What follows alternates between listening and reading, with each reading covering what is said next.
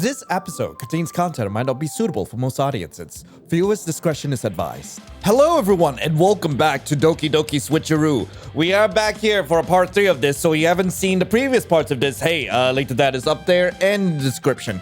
But without further ado, let's get right into it, shall we? It's already Sunday. I've been getting increasingly anxious about Yuuri's upcoming visit.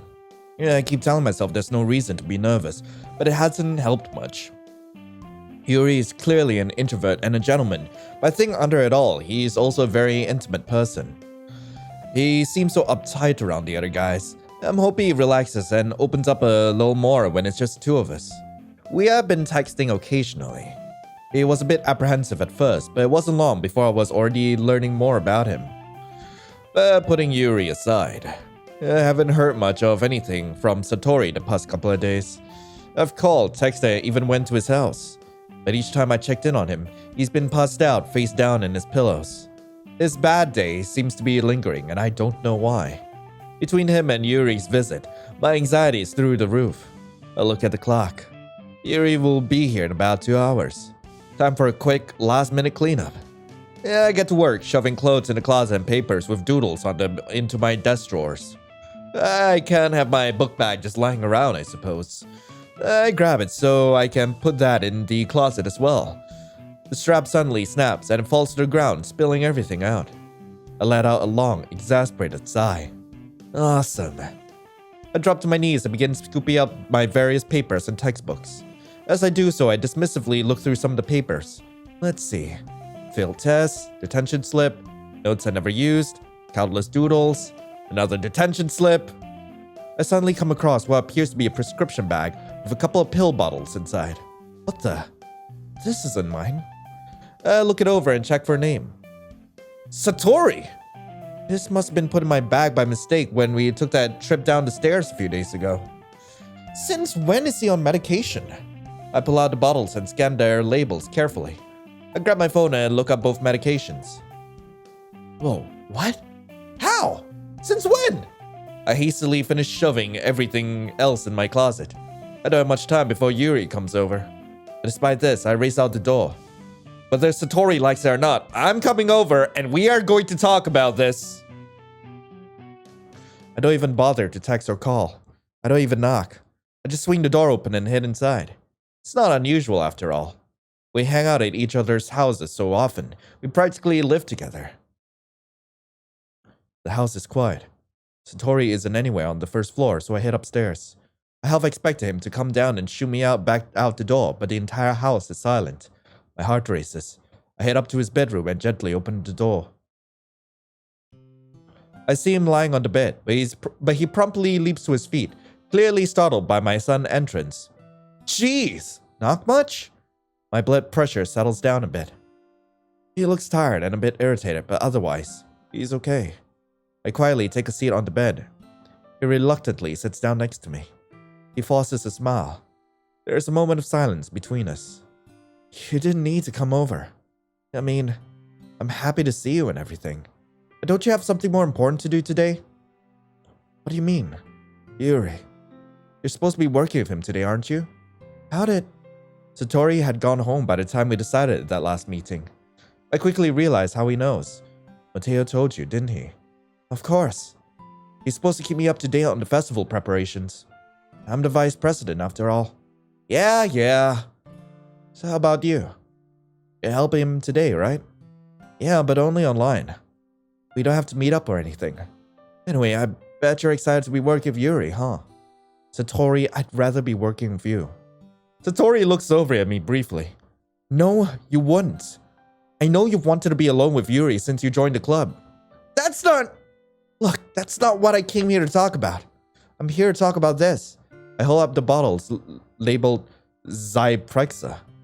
Satori quickly snatches the bottle from my hands. How the heck did you get this? It was put in my backpack on accident a few days ago when we fell down the stairs. Well, this explains why I've been able to sleep so well the past couple of days. Yeah, I know. I looked it up and saw one of the main side effects is insomnia. Satori, how long have you been on this? You're not gonna like the answer. I don't care. Lion. Don't lie on me! You're just gonna make me say it, aren't you? Fine. The truth is, I was diagnosed with bipolar disorder when I was 10 years old. I've been on Zyprexa ever since. News hits me like a ton of bricks. I don't even know how to respond. I slowly rise to my feet, my shocked gaze locked on Satori's face. 10? Told you weren't going to like the answer. I just don't understand. We're best friends. We tell each other everything. Why wouldn't you tell me about this? I mean, I could help. I didn't tell you because I didn't want you to worry about me. You do that a lot, you know. You spend so much time worrying about me that you don't have time to do important things. You're the important thing! I want to do you! I feel myself getting increasingly angry at his words. I know I shouldn't be joking about that in a moment like this, but... God. Oh, God, I'm terrible. Of course I worry about you. You're my best friend. You're so important to me. I even worry about you when I watch you cross the street. I love you, you big, stupid idiot. Why would you not tell me about this? What is even the point of us being best friends if you're not gonna be open and honest with me about stuff like this? God, can't believe you. Can't believe you never told me. You mad at me? I shake my head silently. I just don't understand why you kept this from me. You can never understand. What? Because you didn't want me to worry about you? Come on, Satori. That's ridiculous. To you, maybe. But having you worry about me and caring about me feels like a bat being swung against my head. It's bittersweet to have anyone care about me.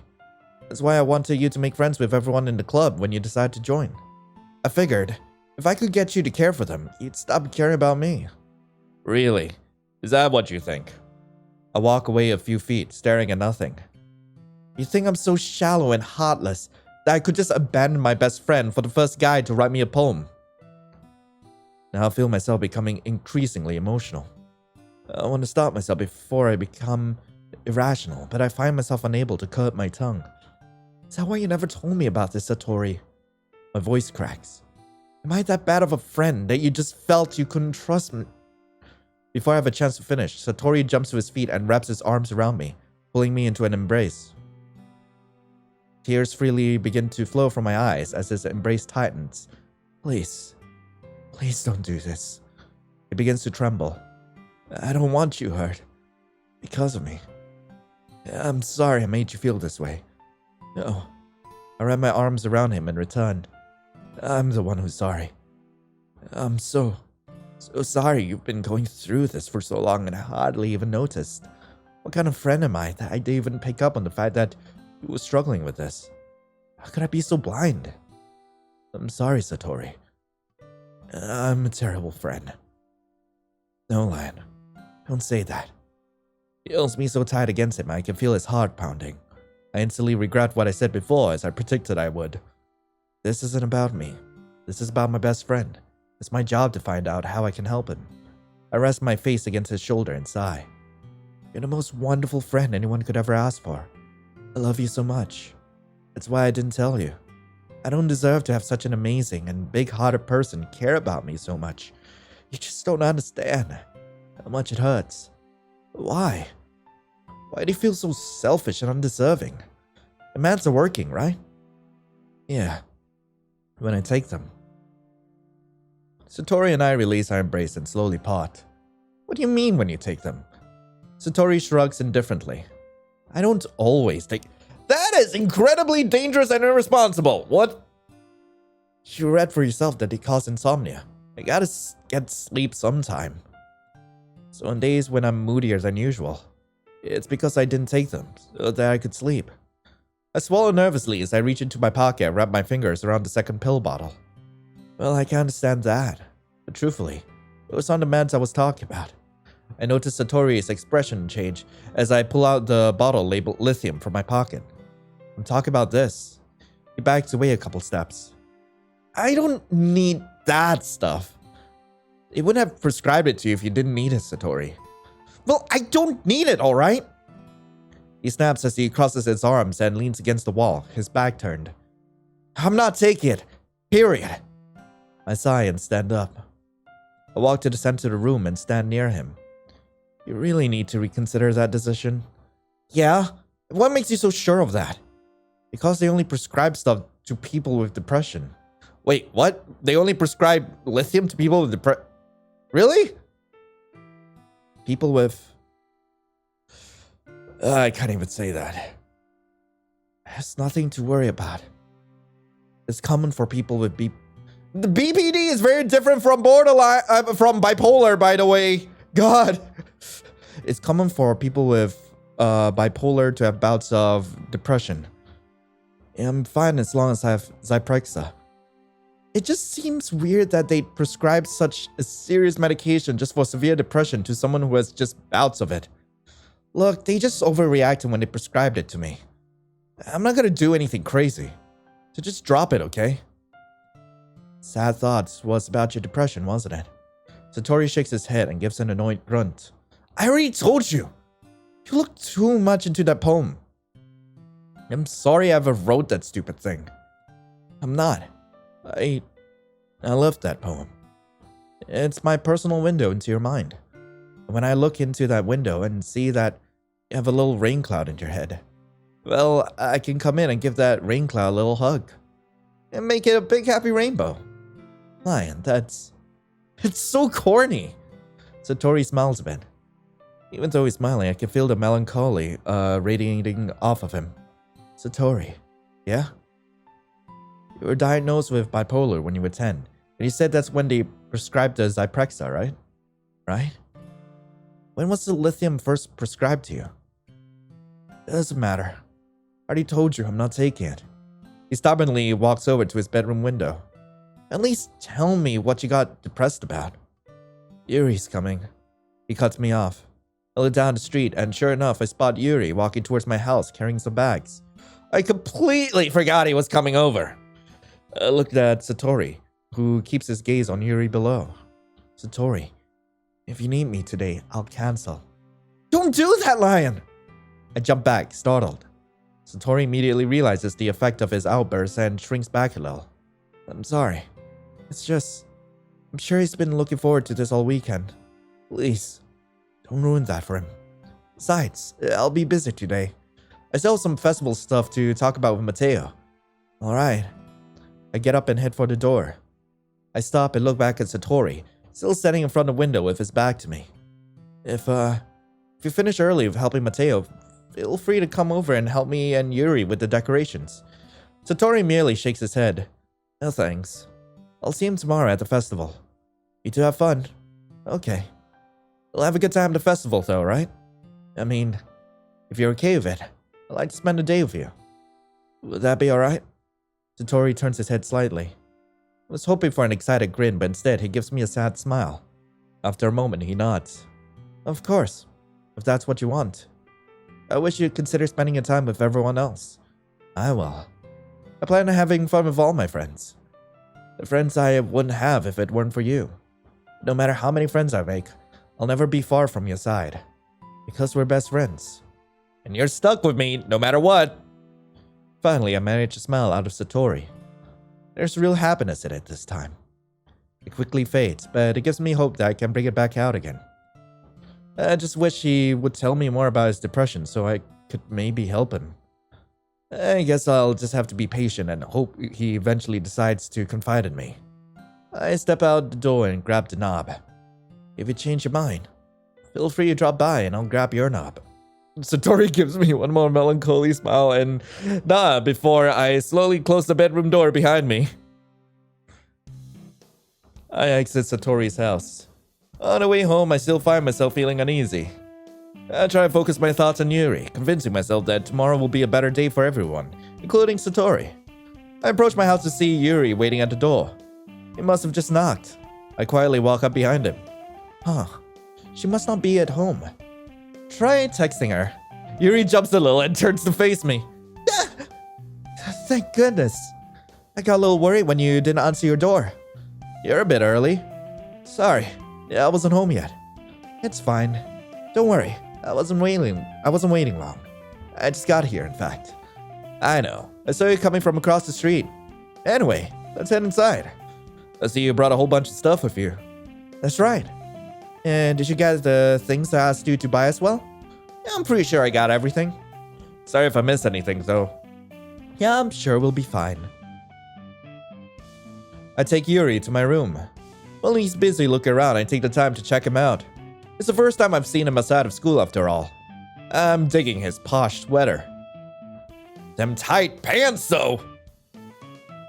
Your room is very tidy. Huh? Oh, right. Thanks, I cleaned it before you came over.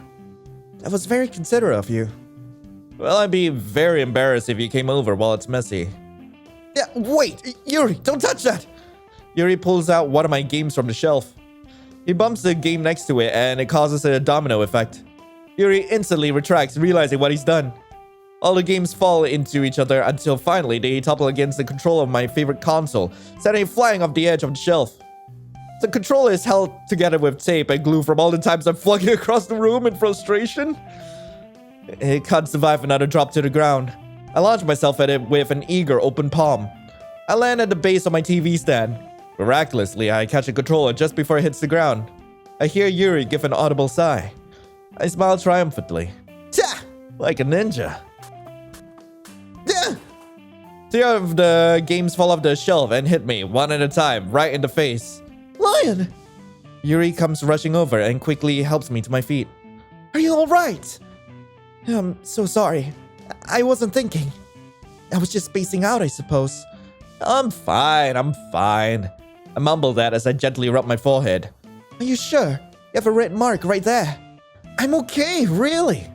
My head can take a lot of punishment. If you insist. He clasps his hands firmly behind his back, as if to keep track of them. So, shall we get started? Yeah, let's. I have a few things that I could use your help with today. Decorations and other atmospheric enhancements. Atmospheric enhancements? That's right, like mood lighting and aromatherapy candles. Oh, that actually sounds really nice and relaxing. Thank you. We wish to take our guests to a faraway place, even though many will just be dropping in out of curiosity. And donuts, I suppose. Either way, I'm determined to provide them with an experience that will leave them wanting more. It sounds amazing. Man, it's easy to forget what an intense person you are. Intense? Is that a bad thing or a good thing? It's actually what I like best about you. You do. That makes me feel relieved. And rather happy. That's good. I don't want you to feel anxious around me. Just relax. Speaking of which, I actually brought some things for relaxation. Yuuri reaches into one of the bags he brought. Things for relaxation. Is he talking about... is he talking about, like... illicit substances? I was going to use them during the poetry event. Illicit substances?! After rummaging in the bag for a few moments, Yuuri returns with a bunch of candles and a cylinder-shaped object. What's that for? Is it for the illicit substances? I visited a shop on the way here and grabbed these. Wait, what is that? I plan on covering the windows with black paper and using candles to light the room. I think that will be amazing, don't you? Yeah, really cool. That'll totally enhance a weird, substance trip. So, the one thingy. That's for... This is for diffusing essential oils. How familiar are you with aromatherapy? It's one of my favorite contributors for a positive atmosphere. Depending on the oil or herb you use, it can change the mood of the air itself. You can feel it permeate your body. Yeah, I have a feeling, Yuuri, it's getting pretty darn high. Relaxation, positive energy, romance, reflection. It's almost like magic. Yuuri takes the cylinder and pushes a button on the bottom. In just a moment, a thin ray of vapor begins to spout through a small hole on the top. Ah, there's those tasty. Oh god, we're still going on with this? This bit has been going on for so long. What the frick? It smells really pretty. What mood is that one for? It's a jasmine essential oil. It smells kind of sweet and flowery, right? Yeah, it's amazing. Whatever gets rid of that foot or cheese smell that seems to linger in here. I chose jasmine for the event because it provides more than relaxation. Jasmine enhances your emotions and helps you feel them flow through your body. You feel warmer and your heart pounds more heavily. Wait, why are you like permeating my room space with a specific scent to make me feel more romantic? Yuuri, I don't know if I like where this is going. I might where this is going. Maybe. Don't you think that will be perfect for sharing on poems? It sounds very suitable. Because nothing goes better with poetry reading than triple. How long is this been going on for? Actually, that might be true. You seem to have a lot of knowledge about this, so I'll trust your opinion. Yuuri smiles, clearly enjoying himself. I like how my character is thinking that we're gonna be tripping throughout this, whereas my like internet adult brain is thinking that we're gonna get incredibly feral at the literature club later. Oh no. I watch a little concerned as he sets up numerous candles around the room. He lights them with what appears to be a very fancy lighter. By the time he's done, there are about 14 lit candles all around my room, which suddenly feels more flammable than usual. Satisfied, Yuuri grabs a large spool of thin ribbon from his bag and sits on the ground. I sit next to him, nervously eyeing the candles. What's the ribbon for? Well, did you purchase the origami paper I asked you to get? Yeah, I got it right over here. Excellent. We won't be using it full origami. Alright.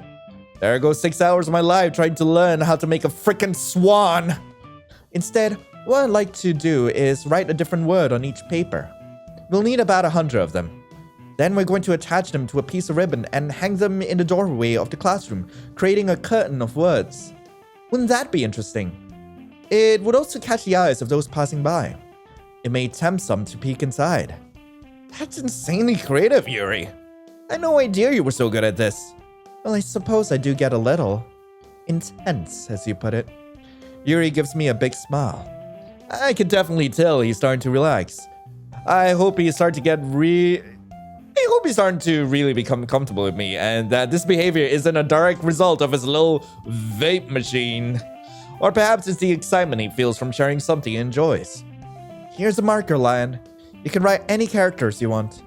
I'll help you once I finish cutting the ribbons. Alright. Sitting on the floor together, the two of us get to work.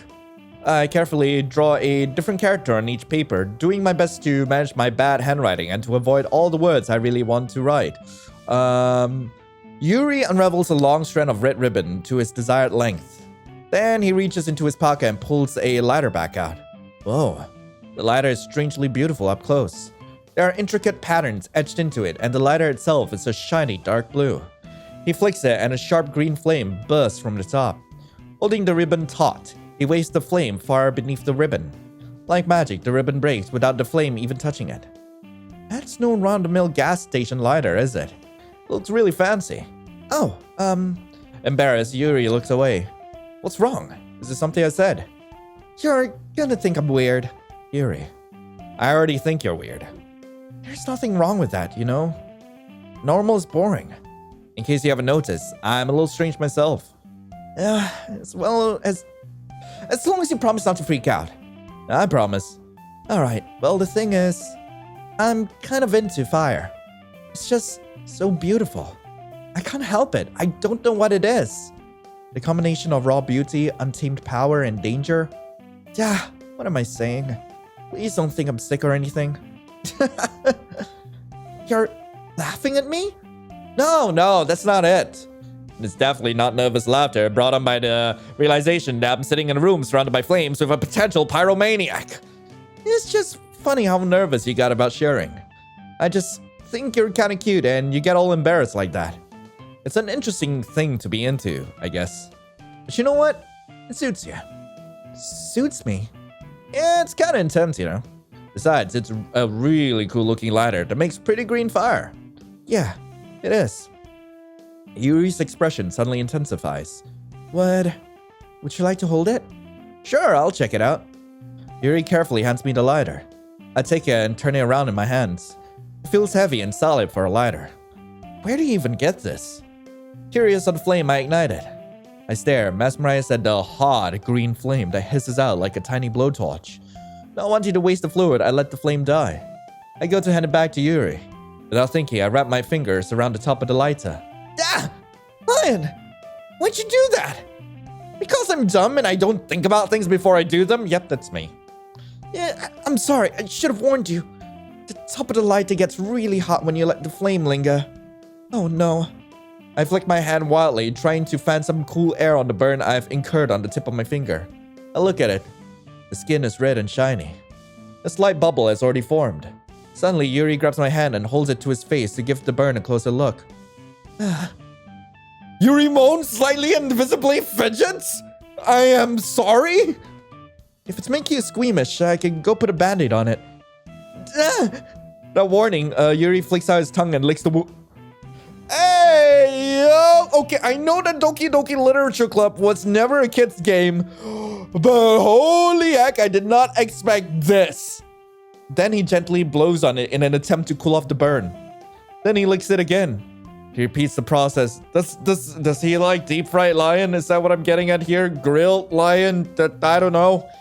His tongue gently curls around my finger this time. It feels kinda...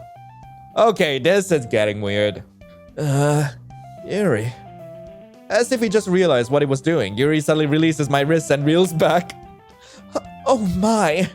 Please, forgive me. I wasn't thinking. Yuuri lowers his head, his face burning up. That was the most embarrassing thing I've done in my life. How could I do something like that? I'm sorry. I'm so sorry. Granted, it was a little alarming and I wasn't expecting it. But it's obvious he was just trying to help. Besides, I've done way more embarrassing things than that. Yuuri, it's fine. Don't worry about it. Yuuri doesn't lift his head. Oh man, I don't want him to be like this for the rest of the afternoon. Maybe I should start licking him instead. Maybe that will help lighten the mood. I suddenly get a terrible idea. Is it the same idea that I had? Alright, you know what? I lunge forward, grabbing Yuuri by the sweater, and pull him down until his face is level with mine. Then I lean in and lick his cheek. I release him from my grasp and pull back. Boom! Now we're even. Yuuri is frozen with shock. He looks at me like I did something wrong. just casually, like, just licking the homies. Like, there's nothing wrong with going in and licking the homies. You see what I did there? I guess it wasn't as self-explanatory as I thought. Well, I didn't want you to feel bad about the weird thing you did, so I did something even weirder, because I thought it would fix everything. Now that I say it out loud, it still makes no friggin' sense. Why did I do this again? I catch a glimmer of the spit trail I left on Yuri's cheek. I smile coyly. That was a lot more saliva than I intended. I can get you a tissue. Yuri's expression suddenly breaks. A large smile spreads across his lips. He starts chuckling quietly at first. It quickly escalates to the same hearty, genuine laugh I heard the other day when Mateo made us recite poems at each other. It reverberates through the room. The intensity and sincerity of the laugh makes me laugh too. We wind down after a few moments. Not gonna lie, I think the jasmine gave us a little buzz. I like your laugh. I like the way you make me laugh. I don't do much of it. So it's nice to be around someone who makes me feel so happy. I'm glad to hear that. I smile a little. Well, my idea may be terrible, but at least they get the job done. Once again, the tension is quickly lifted. Where do you keep your bandages? Yeah, don't worry about it. It was just a small burn. It already feels better. We each resume our respective activities. I watch as Yuri's flame slices through the air like a laser, cutting through the ribbon with ease. Meanwhile, I continue to make progress on the paper. After we finish attaching the paper to the ribbons, we lay them all out side by side. It looks better than I expected. It will make a very effective door curtain. Looks great. Excellent job coming up with this, Yuuri. Thank you. Let's move on to the next task. Sure, what's next? We're going to create a banner. That's why I asked you to help buy the paint tablets. We'll need about 6 cups of water to put each tablet in. Would you please prepare that for us? Of course. Not too much water now. If you fill the cups too much, the paint will be too diluted. Got it. Taking Yuuri's advice, I decide to use small plastic bathroom cups rather than full-size glasses. I put them on a plate to catch any paint that drips, then bring them back into my room. Yuuri? Yes? I come in to see Yuuri unrolling the sleeve of his sweater and pull it back over his arm. He seems out of breath. I'm prepared to question his action, but I become distracted. I think I know what he just did, and I don't like the implications. Why does it smell like bacon in here all of a sudden? Oh god, he did exactly what I think he did. Nothing. Is it hot in here? Your face is kind of red. No, not at all. Everything's fine. Let's mix the paint, shall we? Yuuri hurriedly dismisses me and takes it upon himself to unwrap the tablets, dropping them into the cups. So, I thought we would do something simple that would look very nice. I like to paint a gradient across the banner. Starting with colors for a sunrise, then daytime, then sunset, then nighttime. Once it dries, I'll write an inspirational quote across the banner. We can hang it on the wall behind the podium at the front of the classroom. Huh. Cool. What you gonna write? Well, I think it would be more fun to surprise you. Yuuri smiles at me. Swoon. I do like surprises. After rolling out the banner, Yuuri and I kneel on opposite sides so we don't get in the way of each other. Yuuri uses a brush and adds a few dots of different colors across the banner to serve as a color guide when we paint. Painting on a banner with watercolor feels a lot like the art projects we had in elementary school. It's both nostalgic and relaxing. This is actually kind of fun. Yes, it is fun. I'm glad you think that too. Yuuri stops painting for a moment and thinks to himself. For me, I don't need to go out and do crazy things to have fun. I don't even like to. I just want to spend time with one person, doing something simple like reading. It doesn't even matter if we don't talk much. Just spending time with someone I can trust is all it takes for me to be happy. That makes the two of us. I like just hanging out with one person, playing a fun video game. We should play together sometime. Yuuri smiles gently. I knew you'd understand, though I'm not really a gamer. But I wouldn't mind doing that. Playing a video game, that is. With you. I like that. Yuuri leans over the banner to grab an unused paintbrush. But I go for it at the same time, causing my head to bump into his. Yeah! His head smacks into me in the exact same spot I got pelted with the game cases. I'm sorry!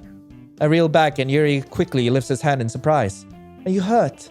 The room suddenly feels like it's lopsided. I'm fine. I'm totally fine. You sure? Probably not as much as I'm trying to put off. Though seeing two of him right now is pretty cool. Yep. Nothing goes better with nothing goes better with a first-degree burn than a little head trauma, right? I'm terribly sorry. I should have asked you to hand it to me. Your face. What about it? I sit up and look in the mirror over my dresser. I have droplets of paint on my face and neck. And a red mark on my forehead is bigger now. That's attractive. I accidentally got paint on you. I'm sorry. Hold on. Let me go grab a towel. He rushes out of the room before I can say anything. He returns a short moment later with what appears to be a damp towel. He must have grabbed it from the bathroom across the hall. He kneels in front of me and hands me one end of the towel. I soaked this part in cold water. It's for you to hold against your head. I hold the towel to my bump. I feel instant relief. This end was soaked in hot water for the paint. Yuuri hesitates. Would you like me to clean it off for you? With a towel or your tongue? Oh my god. Please with your tongue. Please, for the love of God, with your tongue. Yuuri gasps a little and swiftly looks away, his face blazing. Why did I say that? Especially knowing how easily he gets embarrassed. I'm almost positive that was my mild concussion talking. I've definitely crossed the line this time. Yuuri, I didn't mean...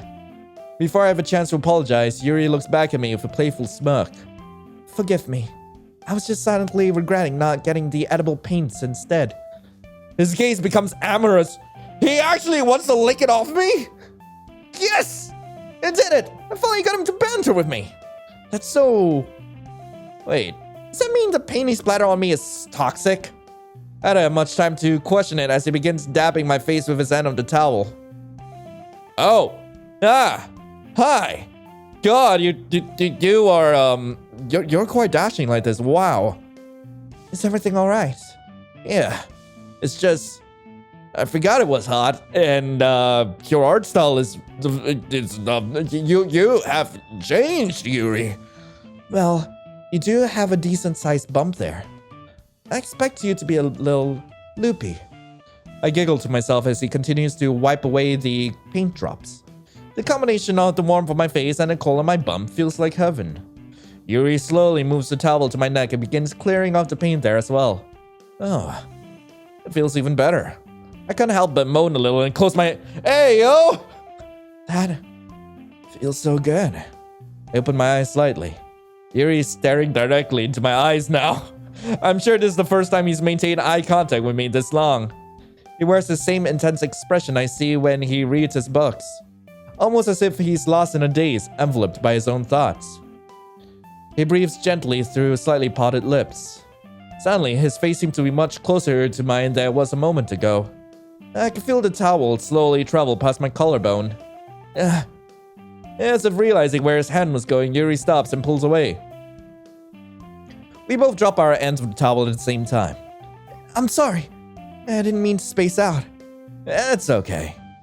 How's your bump? It's feeling a little better. I'm glad. The moment is over as soon as it began. Yuuri picks up his brush again. I could see that he's clumsier, like he's unable to focus. I remain silent, forced to ignore the event that just transpired. I hesitantly retrieve my own brush.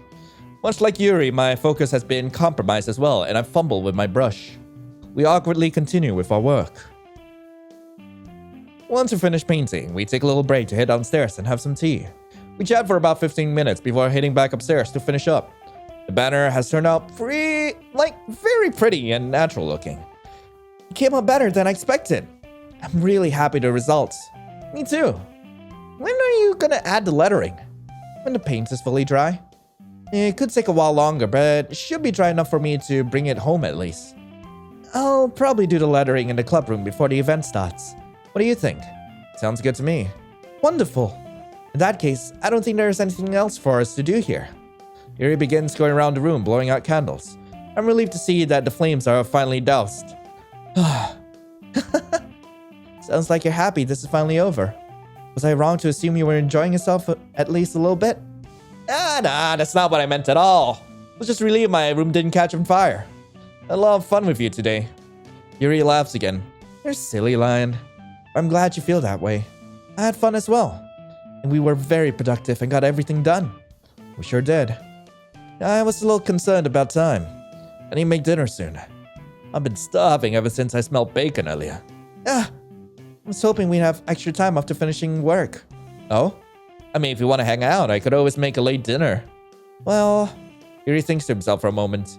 My hopes are dashed when my stomach suddenly makes a loud rumbling noise. Yuuri smiles sadly and shakes his head.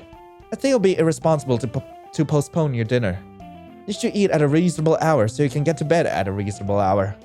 We can't have you showing up late tomorrow after all. Yuuri smiles and winks at me. As much as I hate to admit it, he's right. Tomorrow is too important to show up late. It sucks because I wish we had more time too. Well, I guess you're right. Feeling downcast, I helped Yuuri grab his things.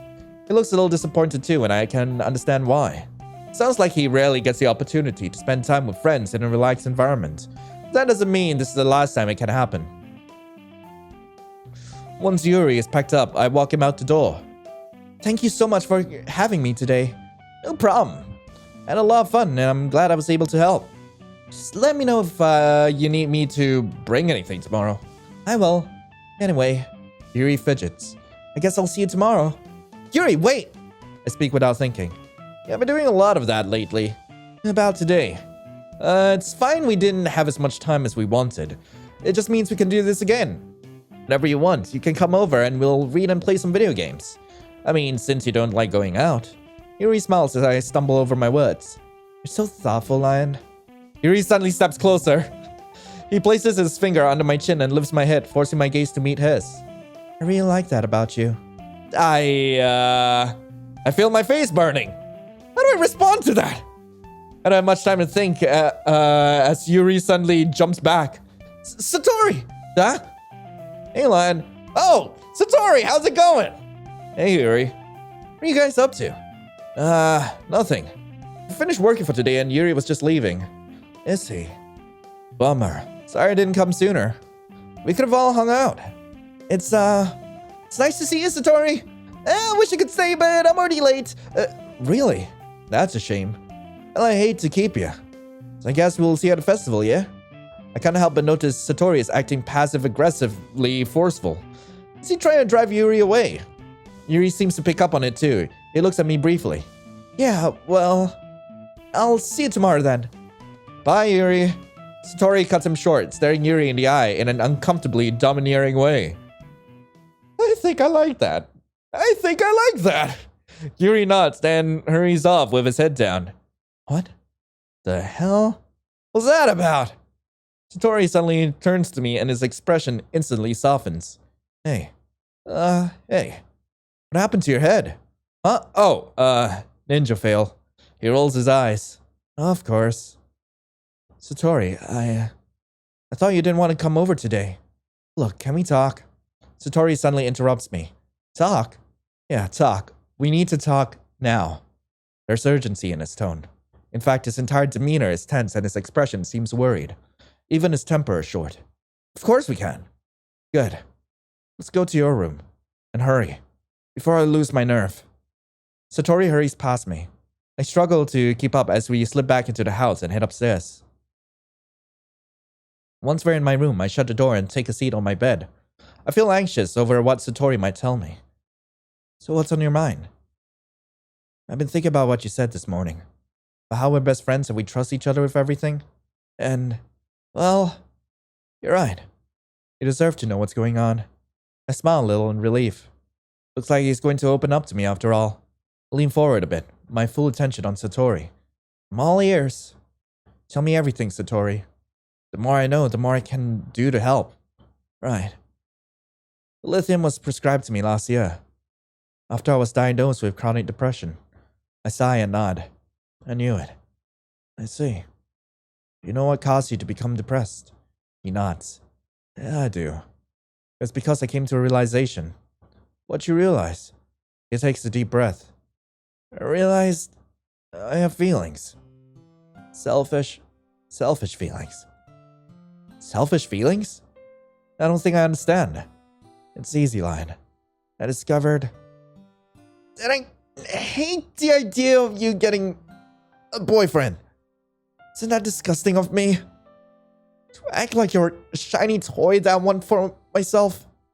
I mean, you're such an amazing, smart, funny person. Everyone deserves to be around you. Even knowing that, I still hate the feeling of you being with someone else. I realize someone as selfish as me doesn't deserve to be around someone as wonderful as you. That's why I didn't want to take the lithium. Don't you see? I deserve to feel this way. I deserve to hurt. I deserve to be punished for being weak and selfish. Disclaimer, by the way, I personally do not believe this. Why do you think I never personally invited you to the club? I didn't want them to be around you. See how beautiful and amazing you are. I knew they'd be head over heels for you. I mean, sure, I was excited to have you visit. And after you decided to join, I figured it'd be a great chance for us to get to spend even more time together. On our way home that day, you said you liked them. You wanted them to like you. I just wanted you to be happy. Agreeing to help you, giving you advice on how to impress them, it felt like my heart being ripped in half. It was a bittersweet blessing in disguise, you know. I figured, if you got closer to one of them, you'd forget about me. You wouldn't have me to hold you back. You stopped caring about me. You wouldn't care if anything happened to me. Satori. Hold on! There's something else. I realized that the closer you got to each of them, the more it feels like a spear is going through my heart. Lion, just the thought of you doing anything romantic with any one of them, it hurts so much. It makes me sad and angry. At them, at myself. The thought of you with anyone else but me makes me want to die. Satori, don't say things like that. I couldn't help it, Lion. The truth is, I'm in love with you. Those are my true feelings. I've always loved you. Starting last year, I realized I'm in love with you. I mean, we've been saying it to each other for years. I don't just say it to you because it's a thing to say.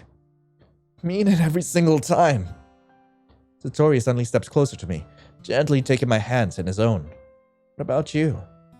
Do you mean it, Lion? Do you feel anything at all when you say you love me? I meet Satori's gaze.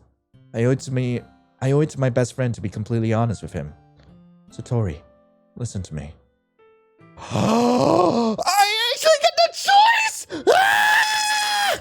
Okay, every time I tell you that I love you, I mean, I'm in love with you.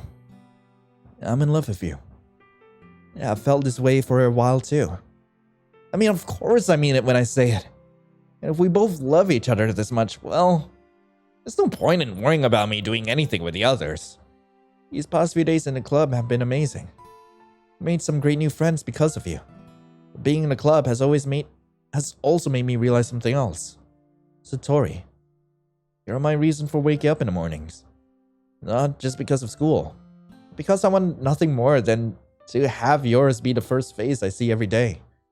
I've had so much fun in the club because you and I get to spend more time together than ever before. Whether or not I've had fun with the others is irrelevant. The only thing that matters to me is getting to spend every day with you. Satori stares at me in bewilderment. I expect him to hug me, but that doesn't seem to be the case. Lion, for years I've dreamed of hearing you say that you feel the same way about me as I feel about you. This is supposed to be the happiest moment of my life. Supposed to be? Satori. Satori's look of shock suddenly transformed into one of frustration. No! What have I done? Confess to you. I shouldn't have confessed to you. That's not why I came here. Why did I do that? Why did I make the stupid mistake of expressing my feelings? God, it just made everything worse. Satori, what are you... No! He slams his fist against my wall. Why can't I stop being selfish? Would you calm down? You're not being selfish. What's wrong with me wanting to be with you? Isn't that what you want? Yes! No! I don't know! Well, Jesus, dude. I hate to have to point this out, but maybe you'll think a little more clearly if you took your medication. That is so... Oh my... Why would I ever say that? What the hell? And I mean both of them. Because it's really hard for me to try to help you when you're warping the meaning of your feelings in a way that makes you sound like you're being the bad guy here. And you're not. You're a wonderful person who I love with all my heart, and I just want you to take care of yourself. I just want you to hate me! Why is that so hard? I just want you to take your meds! Why is that so hard? We stare each other down with annoyed skulls. I didn't mean to yell at him. Is this where we kiss? Is this where we start to... Is this where we kiss? I don't know. I'm just so frustrated by his inability to think rationally right now, even though it's not really his fault. I can imagine he's not the only one with these problems who doesn't like taking his meds. You want me to take them that bad? Fine. I will. Seriously? You don't just try to placate me, right? No. I'm being 100% honest with you. When I go home, I'll take my meds. Lithium too? Yeah. Alright. Thank you. I know the Zyprexa messes with your sleep, but try to take some of that too, okay? Sure thing. I nod, eyeing him curiously. Okay then. I appreciate you doing that for me, Satori. The meds really will help, you know. They sure will. His anger fades into bland complacence. It had me a little worried about him being alone tonight. You want to stay over for a bit? Play a few games? Satori stares off in a random direction and gives an empty smile. No thanks. I think I'm gonna turn in early. Alright. Good idea. We'll both want to be up early tomorrow anyways, right? Right. He starts to leave. I still feel uneasy with his emotionless response. Satori. He stops in front of my bedroom door, though he doesn't turn to face me. I walk over and stand between him and the door. He keeps his head down. Slowly, I lean in and embrace him. He refrains from hugging me back. Undeterred, I pull him closer. We stand in silence for a few moments before I finally feel his muscles relax a bit.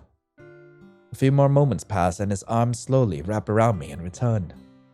I just want the rain cloud to go away. He whispers in a trembling voice. I lean my head against his chest. It will. It might take a little while, but the sunshine will come back and chase that old rain cloud away. I'll make sure of it. You trust me, right? Yeah. We slowly part. Are you sure you're gonna be okay tonight? Yeah, I'm sure. Okay. You're gonna have lots of fun at the festival, alright? Of course. It'll be great. He gives me another sad smile before quietly leaving the room. I hear him trot down the stairs and leave through the front door. I watch from my window as he heads down the street to his house. I can't help but feel a sense of unease. What if my suggestion for him to take his meds backfires and it ends up making him worse? What if I should be doing something more, something different? I know these thoughts will continue to plague me until I see if my suggestion works or not. If he takes my advice, I should notice any change in his behavior by tomorrow. I hope he'll be back to his normal, cheerful self by then. Either way, I'm willing to do whatever it takes to give Satori a happy life with me. It's the day of the festival. I'm awake extra early. Way too early for Satori to be up. I want to surprise him by being all ready when he gets here. At the same time, I have about an hour to spare. I could head to school early, if only to grab a few of Natsuko's donuts. As I sit and consider my options, I can't help but feel a sense of unease. It's eerily quiet today. So much so, it's distracting. Something feels off. Which is weird. I mean, it's festival day. I should be feeling excited. But since I woke up, I've just had this overwhelming sense of dread. I read in Yuuri's books that stagnating air is common foreshadowing that something terrible is about to happen. And I understand it when I read it. But today, I get up and get ready. I decide it'd be better to wait at Satori's house until it's time to head to school. I feel so uneasy. I don't think I want to walk to school alone anyway. Securing the broken strap of my book bag with some safety pins, I take it and head out the door. I shiver a little. It feels even weirder outside. I look up at the sky. It's daytime and the sun is out. The daylight feels bizarrely veiled, almost like there's a solar eclipse. I look up at the sun. Ah, jeez! Well, there goes my retinas. Why am I so dumb? My eyes hurt now, and all I can see are colorful, flashing dots, but the sun seems fine. I don't know why everything feels so strange, but it's really stressing me out. I reach Satori's house, and for the first time in years, I knock on the door. I pause. Why did I knock just now? It's not like I should expect an answer anyway, since it's still way too early for him to be awake. Like yesterday, I opened the door and allowed myself in. Satori? He's always been a heavy sleeper. He could sleep through an earthquake, and he has. I quietly head upstairs. Outside Satori's room, I knock on his door. Satori? Hello? You awake yet? There's no response. I didn't expect one. But still, the feeling of dread intensifies. I close my eyes and take a deep breath. Why am I scared of what I might find on the other side of this door? I have no other choice. I gently open the door. Satori? The door creaks open. I peer inside. There are pill bottles on a small table near his bed. Satori is face down in his pillow. I can't hear him breathing. Cautiously, I approach his bed and reach for his shoulder. Satori. Gah! What the? He's alive! Gah! Satori jumps the moment my fingers brush against his shoulders. We both yelp in surprise. Lion? What are you doing in here? He groggily looks at his clock. Why are you up so early? A huge wave of relief crashes over me. The weirdness I was feeling before decreases drastically. It doesn't disappear completely for some reason. Perhaps it's just festival jitters after all. I just want to make sure you got up on time too. It's festival day. So it is. He slowly sits up, rubbing the back of his neck and yawning. How are you feeling? I feel great. You do? Really? He smiles and nods. He does seem to be in better mood. Yeah. He reaches over and grabs one of the pill bottles. I took your advice, see? He holds up a bottle of lithium. I'm gonna try to take them every day from now on. I breathe a sigh of relief. I'm really happy to hear that, Satori. You did the right thing. I'm proud of you. Satori smiles at me. Well, I'm proud of you for being up in timeline. Thanks, buddy. Decide not to bring up the other conversation from last night right now. The important thing is he's finally accepting the help he needs. We'll worry about the personal stuff later. It'll be nice to have everything go back to normal anyway.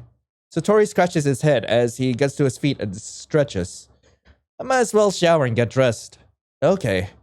Satori walks past me to his closet and takes out his uniform. How long is it gonna take you to get ready? I don't know, maybe an hour. If you don't want to just sit around and wait, maybe you can do me a favor? Well, don't mind waiting, but what do you need? Satori points to his computer desk where I spot a large stack of booklets that I didn't even notice when I walked in. Duh, those are the poetry pamphlets you and Mateo have been working on. They are. Mateo called me late last night and told me his printer was busted, so he asked me to print them out and bring them with me in the morning. I haven't got a chance to look them over, but I'm sure they came out fine. Now, it'll probably help if he has some as soon as possible, so he can probably make sure they're perfect before setting them out. Could you take them to him, please? There's still something weird about today, but knowing Satori is fine makes me feel confident enough to make the short journey to school on my own. Yeah, no problem. Thanks, Lion. I start loading the stacks into my book bag. Once they're all tucked away inside, I swing it over my shoulder with a grunt. Ugh! Mateo and Satori must be pretty confident in the amount of visitors our event is going to draw. The stack of pamphlets end up weighing more than anticipated. Hey, that looks kind of heavy. Maybe you should just take half and I'll bring the other half. Don't be silly, you've got this. The strap of my bag weighs heavily on my shoulder. Wait, you mean the same bag that was broken? Despite this, I try to act as though I don't even notice the extra weight. Well, alright. Just don't strain yourself. Satori says that to me as he heads into the bathroom with his clothes and a towel. I, meanwhile, head outside. I slowly make my way to school, repositioning the heavy bag every few steps. I'm starting to wish I hadn't been so stubborn about taking the entire load. For once, I'm incredibly relieved to see the school come into view. I cross the street and head towards the entrance. I stop in my tracks when I hear a popping sound. The weight on my shoulder is relieved when the pins on my book bag strap rip loose, sending the bag plummeting to the ground. The pamphlets erupt from the bag and cover the walkway in front of me. I stand there, eyes twitching in rage. God damn it! I throw myself to the ground, grab a pamphlet and shove it into my bag. I grab it so roughly that I ended up crumpling it. I sigh and pull it back out of my bag. Satori and Mateo worked hard on these. Plus, it wouldn't be very professional to give this one to any visitors. I set it aside and proceed to gently pick up the rest and replace them in the bag, making sure I don't bend or wrinkle them. When I finish, I tuck the heavy bag under my arm and grab the crumpled pamphlet before continuing up the stairs towards the doors. I fumble with the door to make my way inside. I rush to the nearest trash can. I set the heavy bag on the ground and take a moment to catch my breath. As I recuperate, I look at the crumpled pamphlet. Might as well give it a once-over before I chuck it. I open it and check it out. Huh. It came out pretty nice. I flip through the pages. Each member's poem is neatly printed in its own page, giving it an almost professional feel. I recognize Yuuri's, Natsuko's, and Satori's poems from the ones they practiced. I flip to Mateo's poem. What the? This isn't the poem he practiced. This isn't even a poem. Doc type HTML, HTML body. What? H1 style, background color, Dodger blue, trace back. What? Okay, light blue, trace back. I'm sorry, but an uncaught exception occurred. Solid. What? I feel like I should copy this, but there's no way for me to copy this. Frick. Alright, this is all HTML and CSS. While running code, file renpy, starts, line 256 in script Python. Well, that sucked, but was easier than I thought would be. I'm glad it's over with. This is gonna end up being much better without him in the way. Time to get to work. I should be able to do this without breaking anything that badly. Well, here goes nothing. Something. Restart to context, Windows XP, run pi. What? I briefly look over the mess of words and symbols. What is this? Some kind of computer error? I struggle to understand what I'm reading. I mean, Mateo's poems are always weird and cryptic. But this must be a mistake. It has to be. I bet Mateo isn't even aware of it. This is clearly some kind of botched CSS code, probably for something along the lines of background color or text alignment. Maybe a typo somewhere in the code is making it look like a bunch of mumbo jumbo. It's probably something as simple as misplaced underscore or missing comma. Honestly, I don't even know how he missed it. Hopefully, Mateo will be able to find and fix the mistake and print them out at school before the festival starts. I toss the crumpled pamphlet in the trash and gather my book bag under my arm once again. I head across the school and up the stairs. I frown as I approach the club room. I can see the lights are still off. There's no one here yet. I approach the door and peek through the windows. The blinds are up, but the veiled sunlight only dimly lights up parts of the room. You've got to be kidding me. Am I really that early? I check the handle and to my surprise, it's unlocked. I shrug. Might as well leave the pamphlets in the room so Mateo can just fix and reprint them once he gets here. Holding the heavy bag against my chest, I push open the door. With Mateo!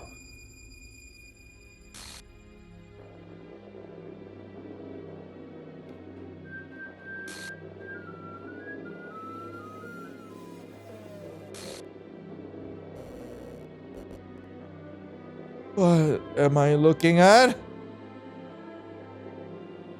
I dropped the bag to the ground, spilling the pamphlets everywhere once again.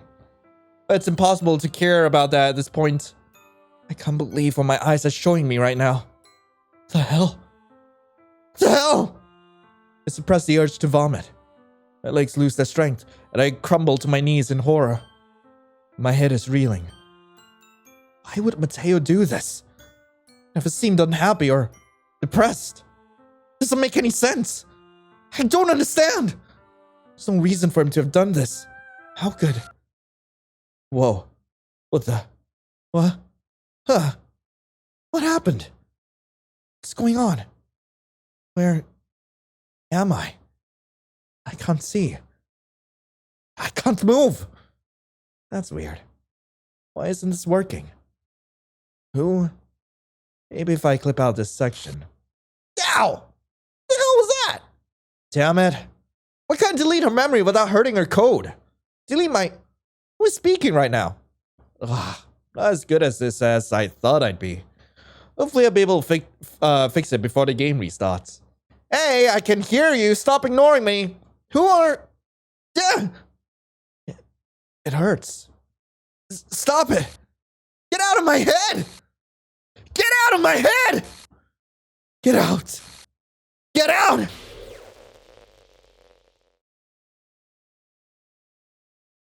Did it restart yet? Well, that's the fro. Oh, Mateo is just gone now. Holy frick. I just want to see what happens on day one.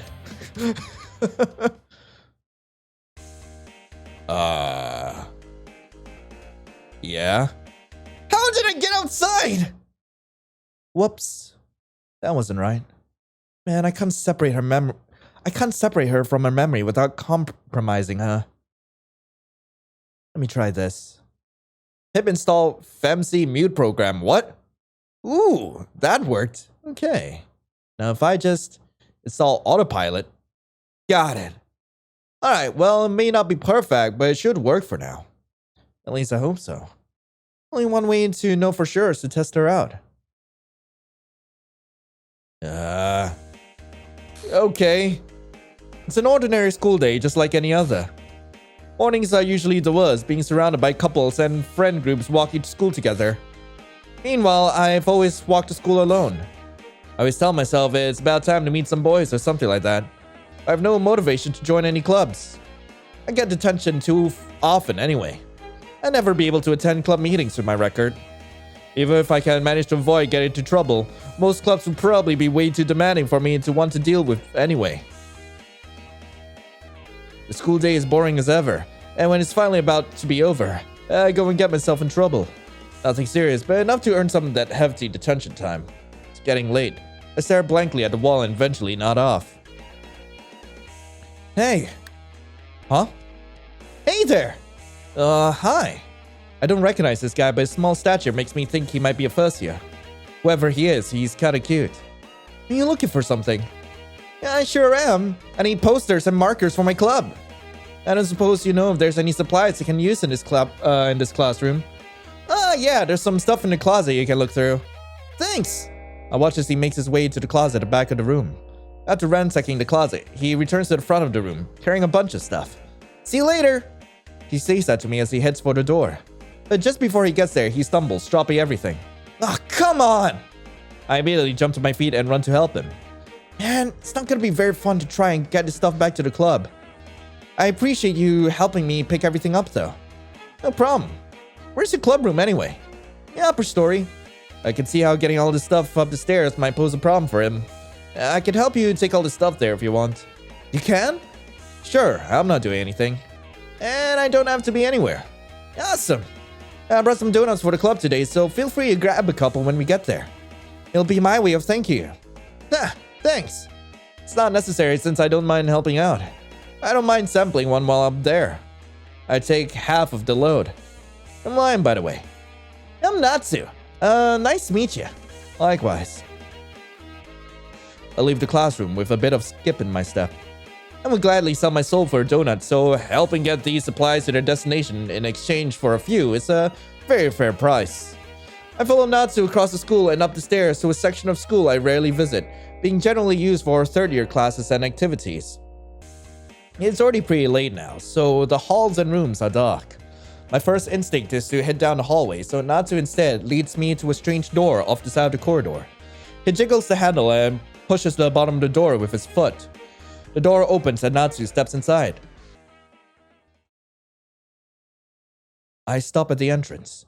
Inside, another set of stairs descends, disappearing into the shadows. Weird.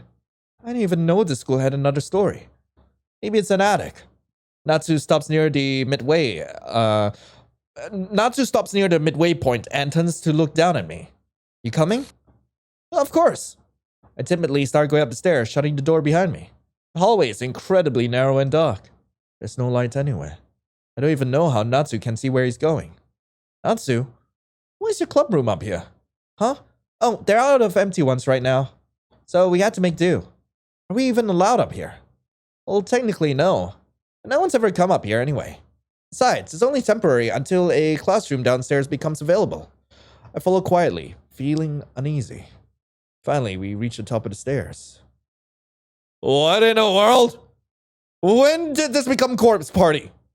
I peer over the top of Natsu's head. The corridor is dark and colorless. The only real light source up ahead is a single blinking iridescent bulb, the illumination being so dull it's only noticeable from the top of the stairs.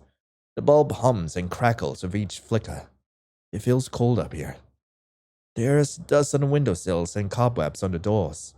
There's an overall musty smell that fills the entire space. It looks like no one has been up here in years. I guess I can understand why no one comes up here. Bad wiring, poor ventilation. There's probably mice living in these walls. Nah, people don't like coming up here because of the rumors. Rumors? What rumors? Anyway, the club room is in here. Okay then. Natsu approaches a wooden door that has the paint stripped away. It's the only door without a small window on it. I follow as Natsu swings open the classroom door with a sickening creak. I'm back, guys! I see you've brought a guest with you. Oh, great. A girl. Let the nagging begin. What? Satori, shut up! She was helping me with the supplies because you're useless. All words escape me in this situation. This club. It's full of incredibly cute guys. Gentlemen, please. The tall guy turns towards me after gently scolding the others. You needn't pay them any mind. Welcome to the Literature Club. It's a pleasure meeting you. My name is Yuuri, and the ill-tempered one is Satori. Of course, you've already met Natsuko. It's Natsu, Yuuri! You know that! I told you so many times already. Natsuko responds through gritted teeth. It's weird that he has a girl's name. No wonder he doesn't like to go by it. Well, it's nice to meet all of you. I'm Lion. I assure you, the feeling is mutual, Lion. It is for me, at least.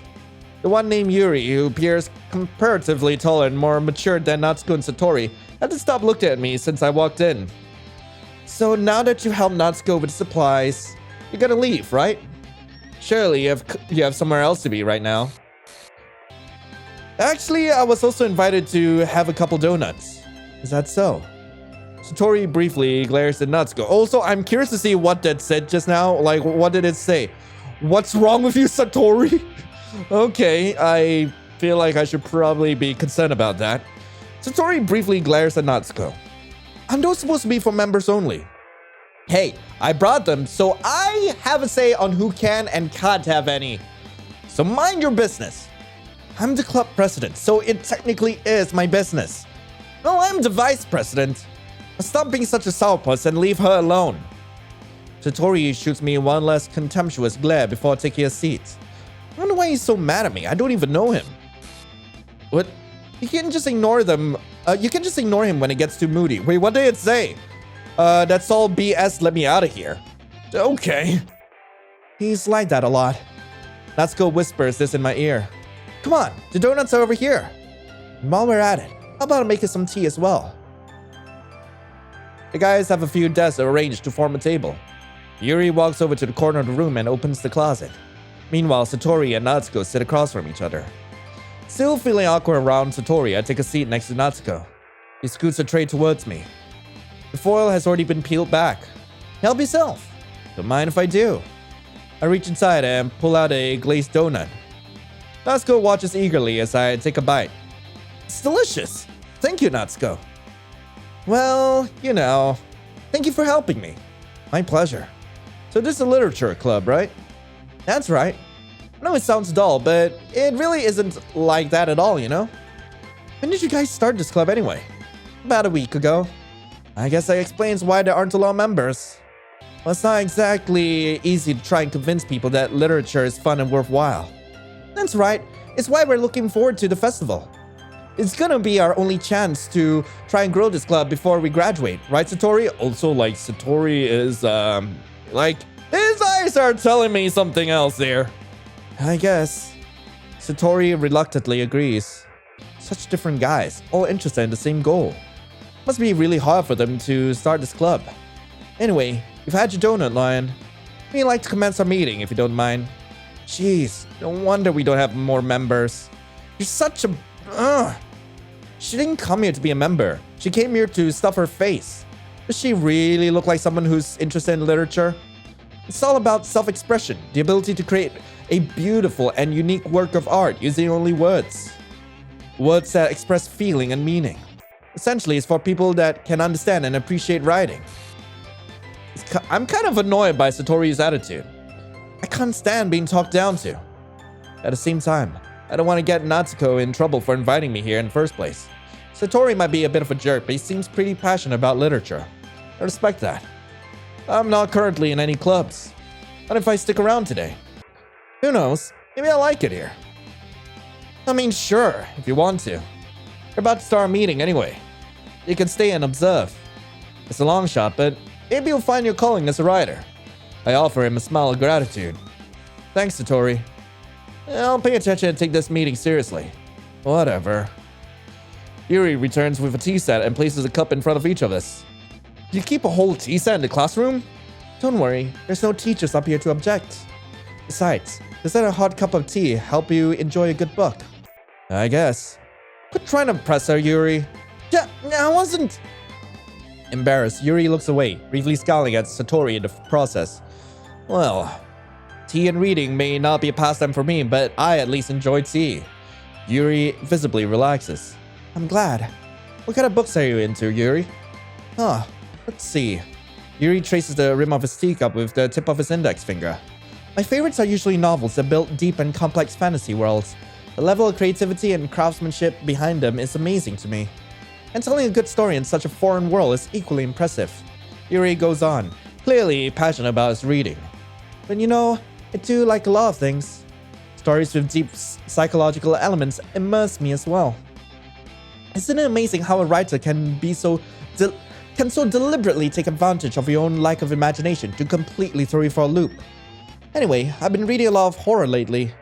I play a lot of horror-themed video games, like this one. Video games are not books, Lion. Or don't you know the difference? Hey, some video games require a lot of reading. For example, this. Like, holy frick, I don't even know how long this series has been going on for. In some cases, it consists of more reading than actual gameplay. And for your information, some games can tell one hell of a story. Well, if a story can make me think or take me to another world, then I really can't put it down regardless of the genre. What about you, Lion? What do you like to read? I'm not really much of a reader. There's a shocker. Satori mutters to himself. I mean, I used to read a lot of comic books and manga as a kid. It's actually been a few years since I sat down and read any of my old comics. I'm way too embarrassed to admit that I haven't read them much of anything since then. Natsuko suddenly lifts his head like he wants to interject, but then he appears to change his mind and remain quiet. Yuuri, meanwhile, just chuckles softly. Well, I'm sure if you stick around, you may wish to expand your horizons. I'd love to suggest some of my favorite surreal horror titles if you'd be interested.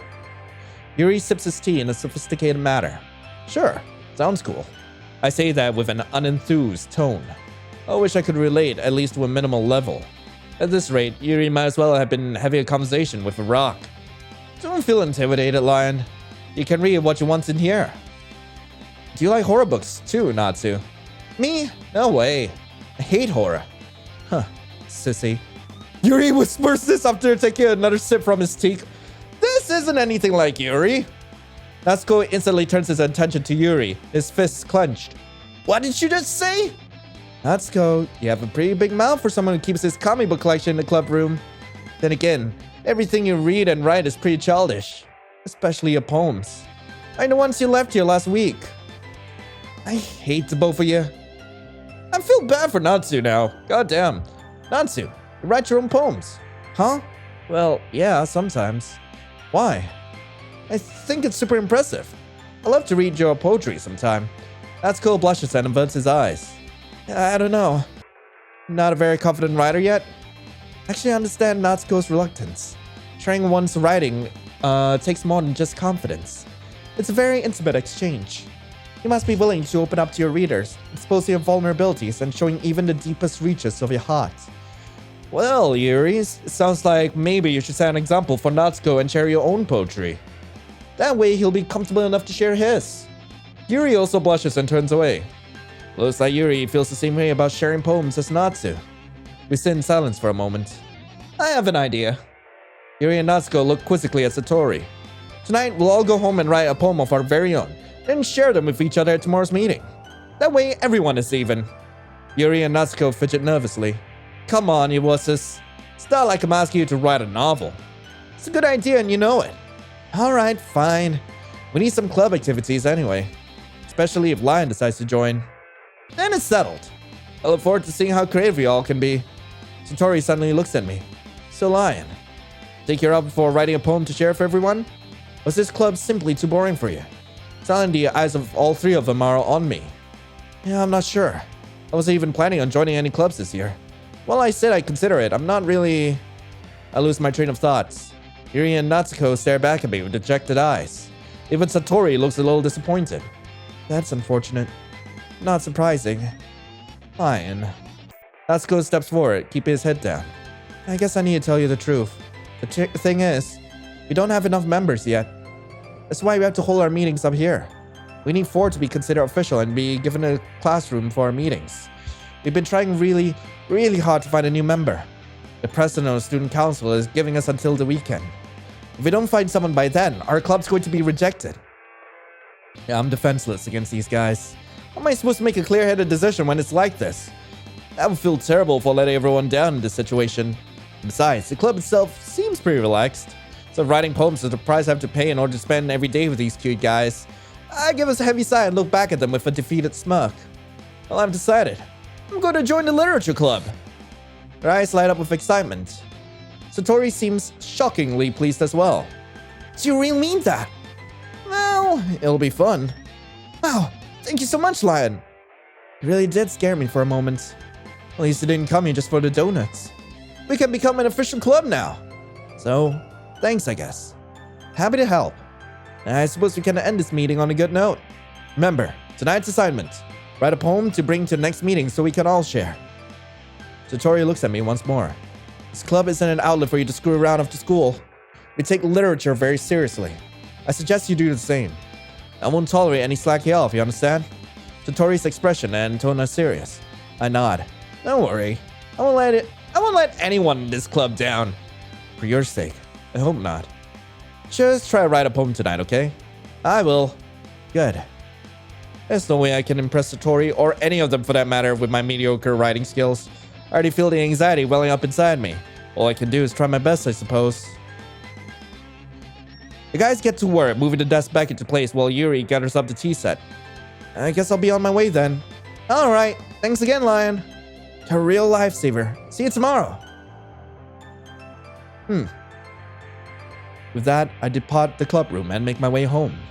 The whole way, my mind wanders back and forth between the three guys. Natsuko, Yuuri, and even Satori. Will I really be happy spending every day after school in a literature club? Perhaps I'll have the chance to grow closer to one of these guys. Alright, I'll just need to make the most of my circumstances, and I'm sure a good fortune will find me. I guess that starts with writing a poem tonight. You've unlocked a special poem. Would you like to read it? I was about to save it and say that that's all the time I have. Frick, sure. I used to be frozen solid. I race whenever I see you, and I'm torn in half when it's time to say goodbye. What am I? What? Anyway, that's all the time I have for today's episode of Doki Doki Switcheroo. Thank you so much for watching. If you do want to play this mod for yourself, link to the mod will be in the description below. But in the meantime, God, that took a twist. I have no idea how to feel about the fact that Monica was the first to go. Like, holy frick. So is Satori the one that we should be worried about? That's what I'm wondering about. But anyway, thank you all so much for watching. I hope we all have a lovely rest of the day. And as always, I'll be seeing you in the next video. This is Lion, signing off. Ciao.